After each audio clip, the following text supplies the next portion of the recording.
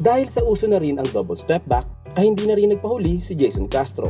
Kaso nga, parang kakaiba ang sa kanya.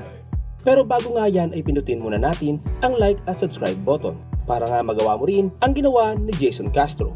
So naging controversial nga ang ginawang ito ni The Blur. Hindi nga raw po ito tinawagan ng traveling ayon sa mga fans na nakapanood. Nagresulta nga ito ng overtime hanggang sa tuluyan na nga manalo sa huli ang TNT Katropa sa extension period. Travel nga ba ang ginawa ni Jason Castro?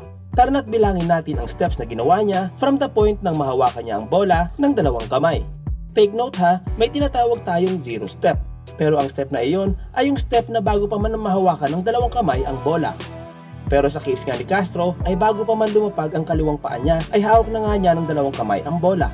Kaya bibilangin na natin yan as kanyang first step mga chong.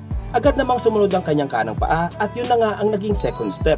Dahil nga sa nakahabol ang depensa kaya napilitan ito mag sidestep pa. At bibilangin natin yan na pang third at pang fourth step naman bago nga ito tumalon. Hindi nga po ito natawagan ng referees kaya nagtuloy ang nasabing play. So ayan mga chong, para sa akin nga ay dapat may tawag na travel doon. Nang tanongin nga po si Castro, ang sagot nga nito, hindi ko na job yun job na ng referee yun. Which is tama naman.